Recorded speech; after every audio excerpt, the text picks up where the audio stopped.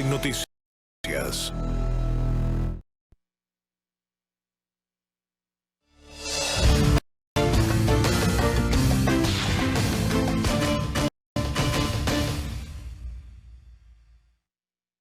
¿Qué tal? ¿Cómo está? Muy buenas noches. Un placer saludarle. Como todas las noches le digo, para que no lo dude, mi casa es su casa. Aquí estoy, una vez más. Esta es ya la sexta semana que estamos transmitiendo conclusiones desde casa, como lo puede ver, y así seguiré mientras sea necesario en esta batalla contra el coronavirus. Soy Fernando del Rincón, también como todas las noches le muestro imágenes en vivo de la ciudad de Miami en el Brickell City Center. Mientras le doy información del estado, ponga atención, aquí vivimos muchos latinoamericanos. Los números en el estado de la Florida siguen en aumento cuando se prepara la reapertura de ciertos lugares. Hoy se dio el mayor número de fallecimientos en un día desde que se da información al respecto por parte de las autoridades. Fueron 83 nuevas muertes, sumando un total en el estado de 1,171. Se registraron además 708 nuevos casos de COVID-19, de acuerdo al Departamento de Salud del estado, para un total de 32,846 casos en la Florida. Sigue siendo entonces Miami-Dade el que registra el mayor número de contagios con 11,831 y 324 muertes de acuerdo a información oficial. Ahora, fíjese usted, el día de ayer las autoridades anunciaron que los condados de Miami-Dade, Broward y Palm Beach abrirán los parques, marinas y campos de golf este miércoles. Pero la ciudad de Miami todavía no lo hará, es decir, mañana, ¿no? Se prevé, no lo sabemos aún con certeza, le voy a explicar por qué, que se abran estos centros, ¿no? Parques, marinas, campos de golf. La ciudad de Miami no lo va a hacer. Pero hay que estar a la expectativa, porque se espera un anuncio del gobernador del estado, Ron DeSantis, el día de mañana. Después de estas cifras, entonces mañana hará un anuncio, después de haberse reunido incluso con el presidente Trump en la Casa Blanca. ¿Por qué es tan importante esto? Porque la orden de confinamiento en el estado de la Florida vence el próximo 30 de este mes, el 30 de abril. Ahora, la pregunta es, ¿qué va a decir DeSantis mañana? El día con el mayor número de muertes hoy en este estado. A un día de reabrir estos centros. La pregunta es entonces, mañana DeSantis en su mensaje cambiará de parecer cuando aún no se llega al pico de la curva en la Florida. Seguramente lo sabremos mañana.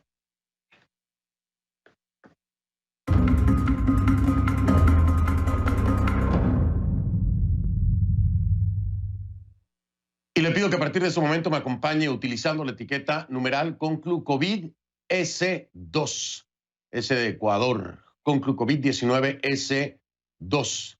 Esa es la etiqueta que vamos a estar utilizando en todo el programa. El hashtag, por favor, utilicen esta etiqueta. Conclu COVID-19 S2 para enviar sus comentarios a mi cuenta en Twitter, @soyfdelrincón, @soyfdelrincón. A ver, el coronavirus se ha hecho omnipresente en nuestras vidas, ¿no? Según la Organización Mundial de la Salud, la pandemia está lejos de terminar. Al organismo le preocupa una tendencia al alza en los contagios en Europa del Este, África, América Latina, por supuesto, y partes de Asia. El virus ya ha infectado a más de 3 millones de personas en el mundo y ha matado a más de 216,000. Si persiste, los ya pospuestos Juegos Olímpicos podrían cancelarse incluso el año que entra, cancelarse en 2021 también.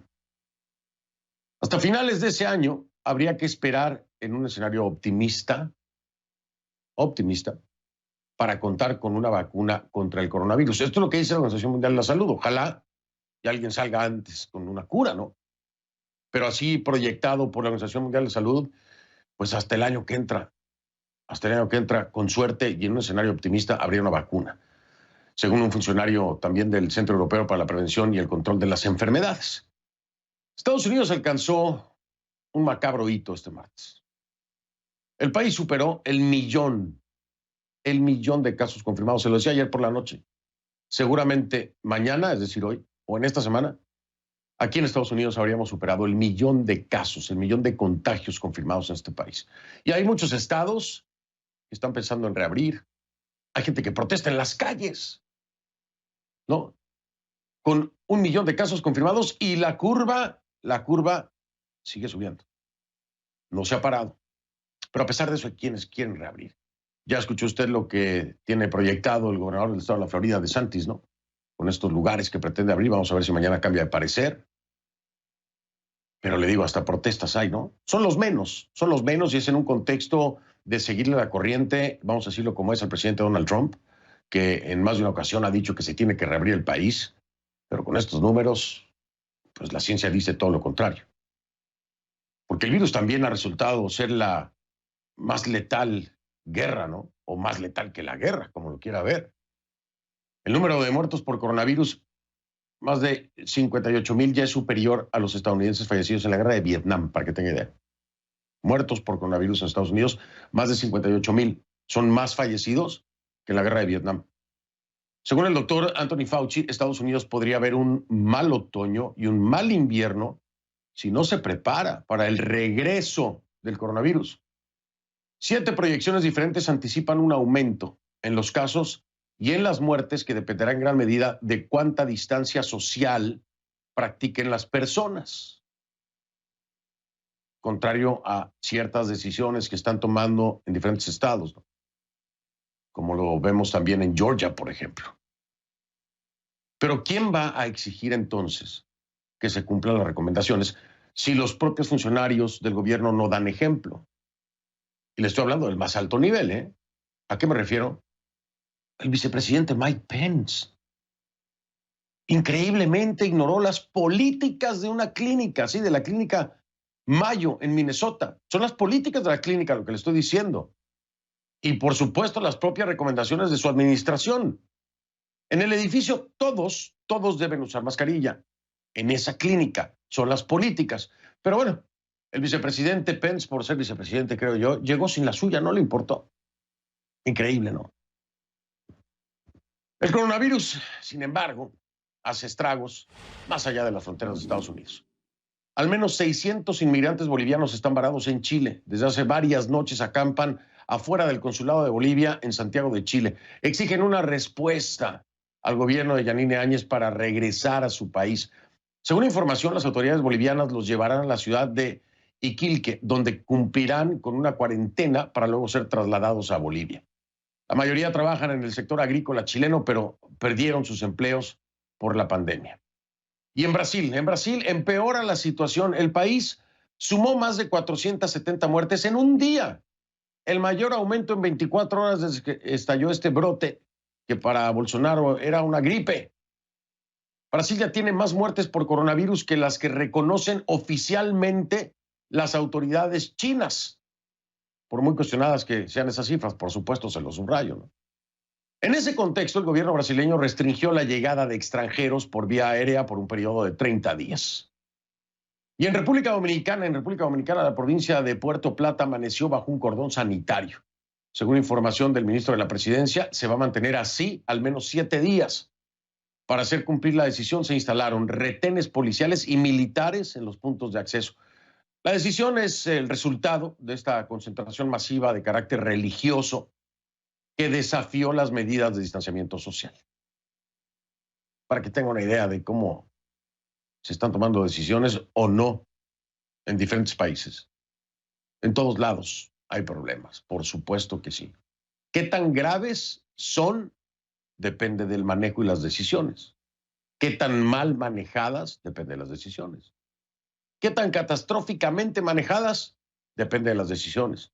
¿De quién? De los gobiernos. ¿De quién? De los departamentos de salud de los estados. ¿De quién? De usted. De respetar el aislamiento o no. De ser irresponsable y salir a la calle como si no pasara nada. ¿De quién depende? De todos. Por supuesto, si se tienen las decisiones correctas y no se siguen, perdemos. Si se tiene la disposición, pero las instrucciones y decisiones no son las correctas, perdemos. Perdemos todos y perdemos en todos lados. Vamos entonces a hacer un repaso, como todas las noches, por orden alfabético, de la pandemia en América y el Caribe. Vamos con Argentina. 4,127 contagios y 207 fallecidos. 4,127 contagios y 207 fallecidos en Argentina. Bahamas, 80 casos y 11 muertos. Belice sigue reportando 18 casos y 2 muertes. Bolivia, 1,053 casos y 55 muertos. En Brasil hay más de 71,880 casos y 5,017 víctimas mortales. Esas son las cifras de Brasil. Chile, 14,365 casos y 207 fallecidos. Colombia, 5,949 infectados y 269 defunciones. Ahí nos vamos a Costa Rica, 705 contagios y 6 fallecidos. En Cuba, el régimen reconoce 1,437 casos y 58 muertes.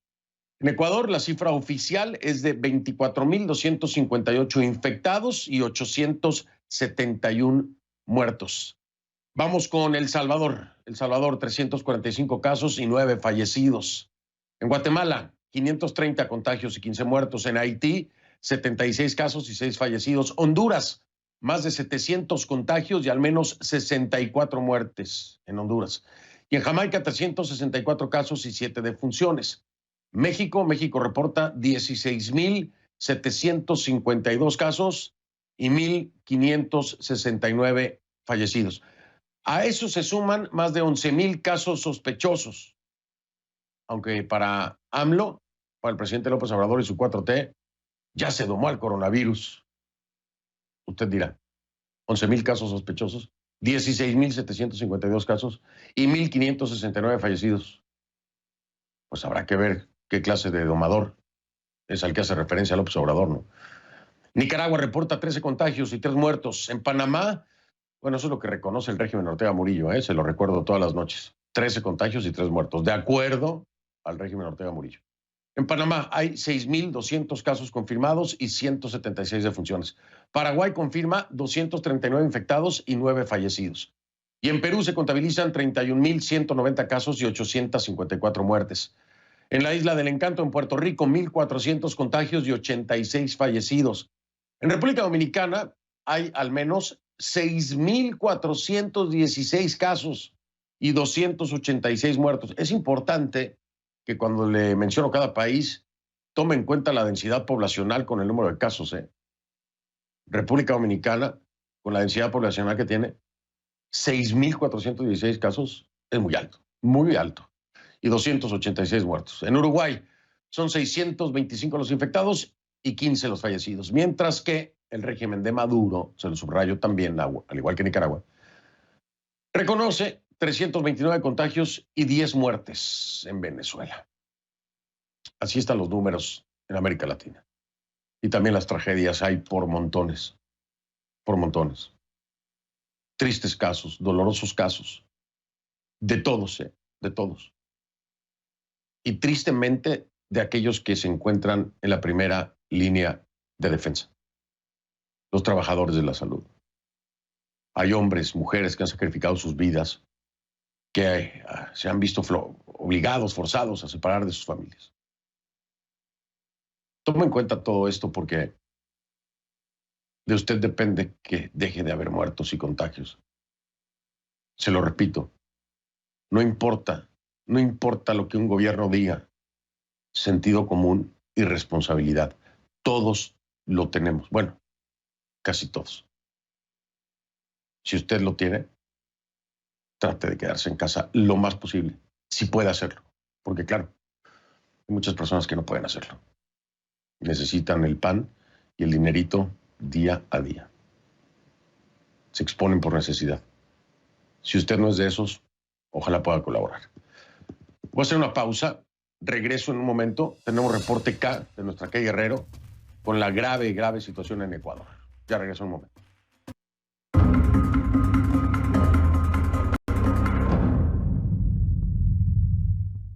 Gracias por continuar con nosotros. Seguimos utilizando la etiqueta Conclu COVID-19 S2 de Ecuador 2. La segunda parte de ayer tuvimos el tema, hoy tenemos el tema otra vez, S2. Conclu COVID-19 S2 de Ecuador 2. La cifra de contagios y fallecidos en Ecuador sigue subiendo, ¿no? A pesar de esto, ya se habla de una transición que tiene preocupados a muchos, una transición entre confinamiento o aislamiento y distanciamiento social. De hecho, hay muchos alcaldes que no están de acuerdo en este sentido. Pero ¿Cómo lo plantea el gobierno del presidente Lenín Moreno? ¿Qué significa? ¿Cuándo llega? ¿Cómo llega? ¿Quién debería tomar la decisión? ¿El gobierno nacional o lo están delegando a los alcaldes? Vamos a preguntarle a nuestra Kay Guerrero, que hizo todo el análisis precisamente de este planteamiento en su reporte acá.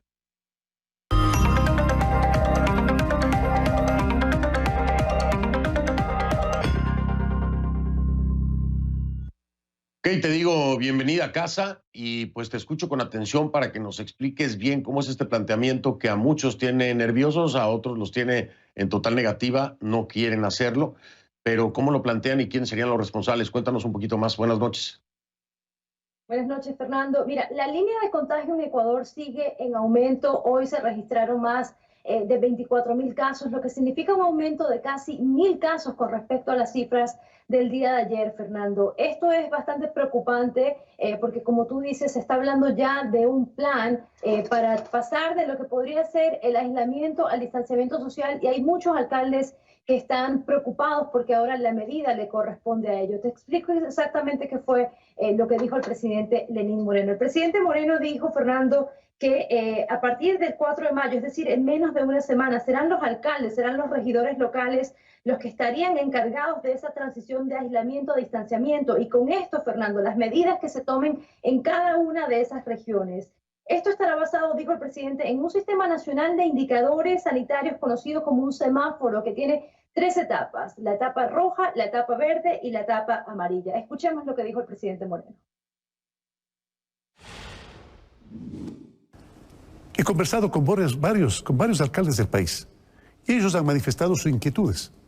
Y creo que es vital que sean las autoridades locales quienes nos ayuden a tomar las mejores decisiones a nosotros.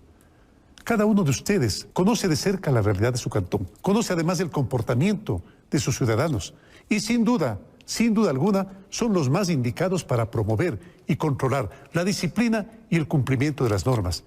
De esas normas que hay que seguir.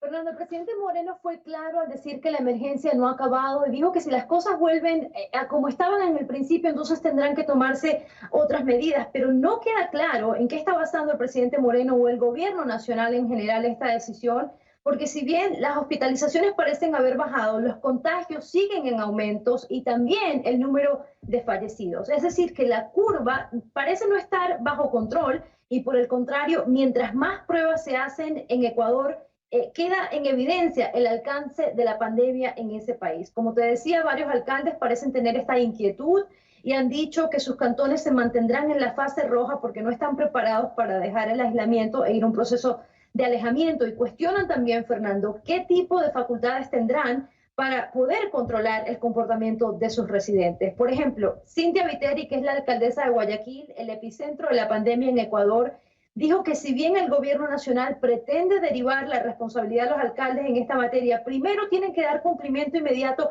a los pagos, al presupuesto que queda pendiente hasta el mes de abril, y dijo, y el depósito de los siguientes meses dentro de los primeros 10 días de cada uno de esos meses. Y también añadió, Fernando, que el Estado tiene que poner a disposición del Comité de Operaciones de Emergencia Local de cada cantón a la Policía Nacional y a las Fuerzas Armadas para que puedan ejecutar el orden en esa ciudad. Estos reclamos parecen generalizados. La Asociación de Municipalidades Ecuatorianas emitió, Fernando, un comunicado el día de hoy diciendo que se requiere, para lograr esto, se requiere de un esfuerzo coordinado, de un trabajo coordinado y comprometido del Gobierno Nacional y de la Policía Nacional para regular el transporte entre regiones de Ecuador, pero también para que hagan el desembolso del presupuesto que queda pendiente, que según el comunicado, Fernando, se les debe a los cantones desde antes de comenzar esta epidemia. Fernando, hay muchas preguntas, todavía no queda claro dónde comienza la responsabilidad de los alcaldes y dónde termina, pero sí sabemos que en los próximos días habrán reuniones con la presidencia de Ecuador y estoy segura, Fernando, que en esas reuniones estos puntos se van a debatir. Seguramente, no me queda la menor duda. Por cierto, ok, déjame aprovechar que estamos hablando de este tema de las municipalidades. El día de hoy iba a estar con nosotros Raúl Delgado, que es el presidente nacional de la Asociación de Municipalidades Ecuatorianas y alcalde del Cantón Paute. porque bueno, pues él ha estado como presidente nacional de la Asociación de Municipalidades, ha estado hablando con todos, ¿no? Nos iba a acompañar esta noche, pero tenemos un tema muy importante hoy al que le estamos dando cobertura, que tiene que ver con derechos humanos, precisamente sobre Ecuador, y ha cedido su tiempo para poder atender este tema de lleno y con el suficiente tiempo para cubrirlo. Y mañana va a estar con nosotros entonces Raúl Delgado, presidente nacional de la Asociación de Municipalidades Ecuatorianas. Además es el alcalde del cantón Paute. Así que mañana está con nosotros el señor Raúl Delgado. Ya sé que hay muchos alcaldes pendientes porque nos lo han dicho. Mañana va a estar con nosotros. Esto es muy importante, por supuesto. Y ahí está, Key. Gracias. Buenas noches allá en casa y pues sigue con cuidado. Gracias, Fernando. Buenas noches. Buenas noches. Era nuestra Key Guerrero en Atlanta con su reporte K. En Twitter la encuentra como @KGuerreroCNN, @KGuerreroCNN en Twitter. Vamos a hablar entonces del tema que ya le adelantaba, un tema que es enfocado completamente a los derechos humanos con un protagonista.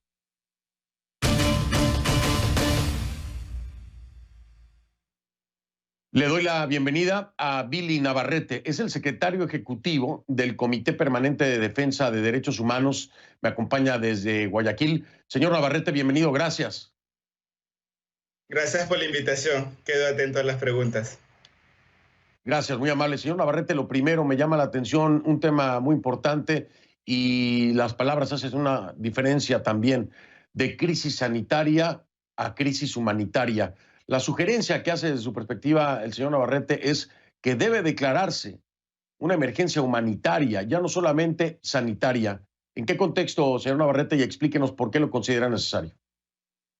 Sí, efectivamente, esta es una conclusión a la que hemos llegado un conjunto de organizaciones de derechos humanos articulados en la Alianza de Derechos Humanos del Ecuador, a la cual solamente represento a uno de los integrantes, y que hacia el 7 de abril hicimos público este señalamiento a propósito de todo lo que especialmente estaba ocurriendo acá en Guayaquil y en los cantones aledaños en la provincia del Guayas.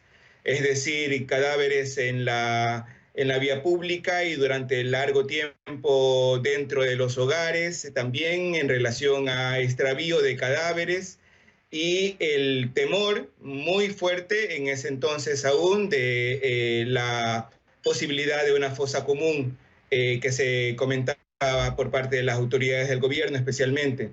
Si bien es cierto, esa situación ha tenido cambios desde entonces acá, la incapacidad del Estado, especialmente del sistema de salud pública, para garantizar la vida de los habitantes del Ecuador y particularmente los de la provincia del Guayas, nos llevan a mantener esta consigna a propósito de requerir que el Estado y concretamente el gobierno del Ecuador declare su incapacidad para garantizar la vida de los habitantes y pedir ayuda a estados de otros países y también del Sistema Universal de Derechos Humanos.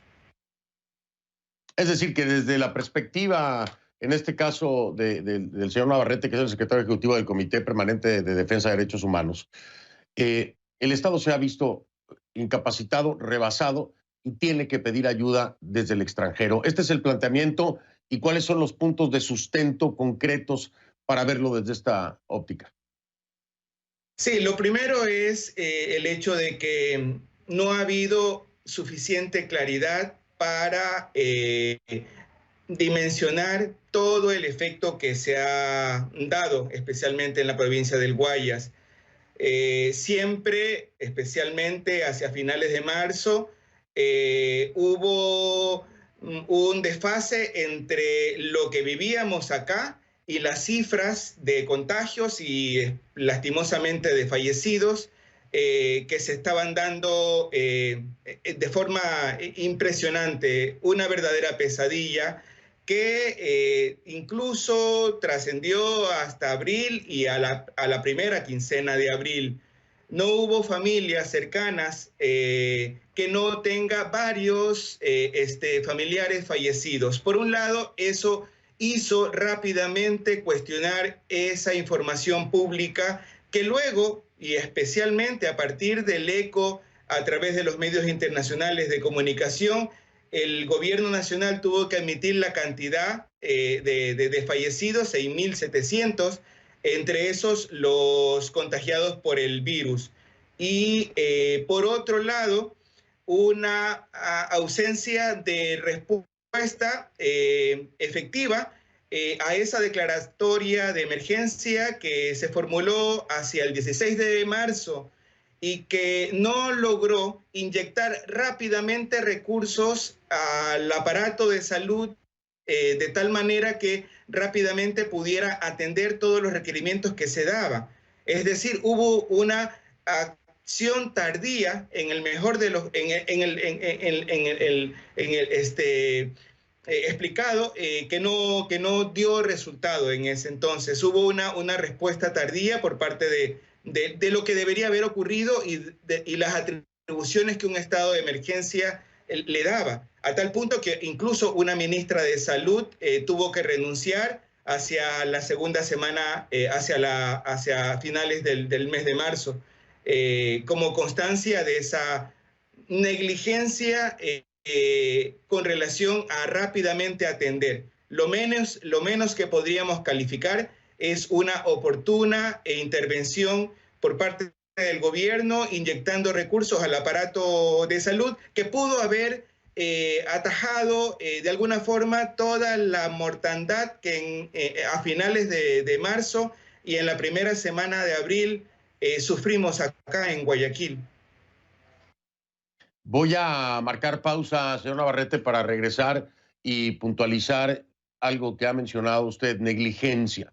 Negligencia no solamente porque lo diga Billy Navarrete, sino porque se tiene registro precisamente de denuncias por parte del Comité Permanente de Defensa de Derechos Humanos y también se tienen ya procedimientos legales por denuncias precisamente de negligencia en casos muy concretos, casos particulares, uno que llamó la atención a nivel internacional, que ayer mismo lo mencionaba, la entrega de cenizas a una familia de la supuestamente muerta abuela, que resultó estar viva, recuperar el conocimiento en el hospital, y la pregunta es, ¿de quién eran esas cenizas?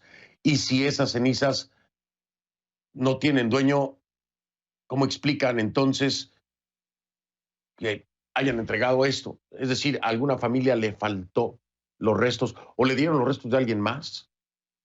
Imagínese usted el desastre, ¿no? ¿A usted le gustaría que le dieran los restos de otra persona y después se enterara de que no y su familiar está vivo y preguntarse de quién son estos restos? Pero esta negligencia de la que habla Billy Navarrete está documentada. Voy a regresar para que nos explique un poco acerca de esto. Estoy con el secretario ejecutivo del Comité Permanente de Defensa de Derechos Humanos en vivo desde Guayaquil. Ya vengo con él. @soy F del Rincón es la cuenta en Twitter, @soy F del Rincón. Gracias por sus comentarios. Estoy leyendo también sus dudas. Muy amables. Estoy de regreso con Billy Navarrete, secretario ejecutivo del Comité Permanente de Defensa de Derechos Humanos en vivo desde Guayaquil. Señor Navarrete, dígame usted el tema de las negligencias. ¿Cuántas denuncias han recibido ustedes por negligencias? Y si hay algún caso puntual o casos puntuales que quisieran señalar. Bueno, el colapso del sistema de salud pública fue muy extendido en realidad. Nosotros diariamente durante esa semana, esas últimas semanas de marzo y las primeras de abril, recibimos cientos de llamadas de personas angustiadas por, digamos, necesitadas de ayuda por parte de, sobre todo, el Departamento de Medicina Legal de la Policía para que vaya a levantar los cuerpos de sus parientes fallecidos en casa durante días. Fue un periodo realmente traumático para todos, en realidad, en esto. Y nosotros lo que hicimos, en conjunto también con la Defensoría del Pueblo, trasladar eso toda esa problemática al COE nacional, al Comité de Operación de Emergencia, para que se haga cargo de esta situación, pero con muy poca efectividad. En realidad fue a finales del mes de marzo que entró esa fuerza de tarea que de alguna forma fue descongestionando lentamente toda esa problemática que traumaba a la población. Fueron cientos los que atendíamos en relación a familias que vieron a su pariente enfermarse, que vieron agonizar, que vieron luego fallecer, que imploraban que vengan a recoger su cuerpo y que eso no se dio. En esto fue un periodo realmente muy grave en relación a todo ese escenario que vivimos y que está documentado. Posteriormente, otro escenario que también puede surgir a partir de finales de marzo y toda la primera quincena, que extiende también hasta nuestros días, y es el extravío de cadáveres. Si bien es cierto, en ese primer escenario que he manifestado a propósito de los cadáveres de los domicilios, luego esa situación se traslada a las llamadas morgues provisionales o temporales, que fueron básicamente inicialmente 3 containers, luego se multiplicaron a 14 containers, donde fueron a depositarse todos los cuerpos recogidos en los hogares, pero también los que derivaban sobre todo el sistema de salud pública. Y ahí un caos, porque todo quedó, digamos, desordenado con la ausencia total de las obligaciones con relación al protocolo de manipulación de cadáveres que el mismo Ministerio de Salud se había comprometido a respetar. De tal manera que se registró incluso denuncias que el propio autoridades del Estado tuvieron que reconocer y enviar pedidos de investigación a propósito de personas del mismo instituciones hospitalarias con contubernio con civiles cobrando para hurgar entre los cuerpos que se hallaban en esas morgues temporales. Y ahí hay todo un escenario en el cual todavía siguen personas en los exteriores de los hospitales pidiendo el paradero, rogando, implorando el paradero de sus parientes. Es eso otro elemento adicional a ese que inicialmente comentaba. Y finalmente, describo otro elemento también grave en este encadenado de negligencias, que es con relación a toda la acción gubernamental al interior de un cementerio que queda en una parroquia rural en las afueras de Guayaquil, Pascuales, es la parroquia, en la que han llegado ya desde hace varias semanas atrás todos estos containers llevando estos cuerpos y donde se teme que a la larga sea la fosa común que el gobierno había negado de construir, porque hay, al menos, confesión de los propios responsables de la fuerza de tarea, 80 cuerpos que no tienen identificación. Estos son violaciones a derechos humanos. En primer lugar, uno, en relación a la calidad de la información sobre el cuerpo de las personas que fueron entregadas a manos del sistema de salud pública y que luego no se volvieron a conocer más. En el mejor de los casos, hay un portal virtual donde se señala que estaría en el cementerio actual. Y es ese, digamos, uno de los casos que, por ejemplo, se mencionaba en relación al caso de la señora que luego está recuperando su salud y que se le entregó una ceniza de un cuerpo de donde aparece, ¿no? En esta comunidad tiene que ver con la ausencia de información certera y sobre todo también con el daño a la espiritualidad en relación al ámbito cultural, que no es menos en materia de derechos humanos. Claro. Claro. Por supuesto. Ahí está una radiografía, le diría yo, completita, que viene del secretario ejecutivo del Comité Permanente de Defensa de Derechos Humanos en Vivo desde Guayaquil, cosas que han mejorado, otras que hasta el día de hoy siguen, terribles escenarios caóticos, desde el planteamiento también de Billy Navarrete. Esto ya hay denuncias ante la Fiscalía, como le decía, por negligencia de todas estas cosas que nos han narrado, pero además la idea de crear un comité, una comisión de la verdad para hacer una investigación y deslindar responsabilidades de todos aquellos que en la cadena de mando cometieron negligencia y provocaron el sufrimiento innecesario de seres humanos, incluso llegando al trauma emocional de tener que convivir hasta 15 días con el cuerpo de un ser querido en la sala de su casa. Es Billy Navarrete, secretario ejecutivo del Comité Permanente de Defensa de Derechos Humanos. Me despido, señor Navarrete, no por otra cosa, sino por falta de tiempo, pero le agradezco que me haya acompañado con esta clarísima radiografía del caos que desgraciadamente y de la negligencia que desgraciadamente puso a sufrir a muchos hermanos ecuatorianos. Le agradezco me haya acompañado. Gracias a usted, atento quedo. Gracias, Billy Navarrete, secretario ejecutivo del Comité Permanente de Defensa de Derechos Humanos. Me acompañó desde Guayaquil. Hago una pausa, regreso con nuestra Gabriela Frías.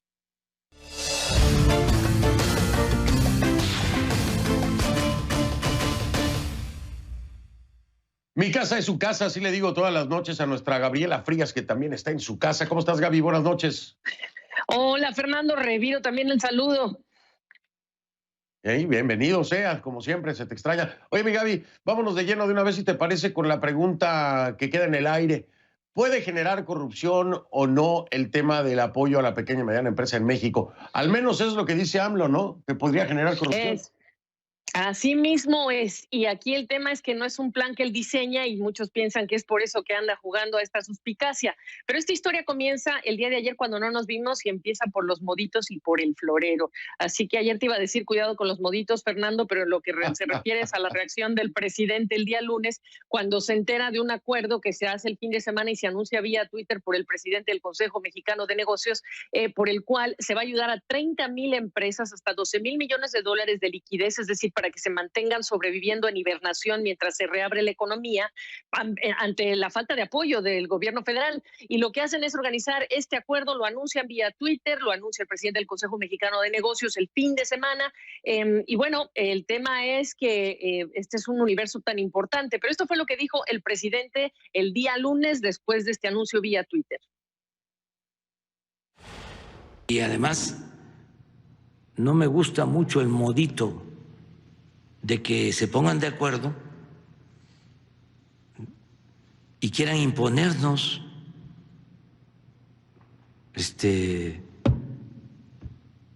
sus planes. Ahora el gobierno representa a todos. Hay una separación entre el poder económico y el poder político. Entonces, ¿cómo que se hace un acuerdo y que ahora Hacienda lo avale? ¿Y que nosotros estamos aquí de floreros? ¿De adorno? Fernando, respetuosamente cada quien escoge cómo estar en la vida y hasta hace algunos meses los empresarios le tocaban la puerta, acudían a Palacio Nacional sin respuesta y esta es la respuesta del sector privado para el sector privado, esa es la realidad, no hay otra, aquí le hemos venido a platicar.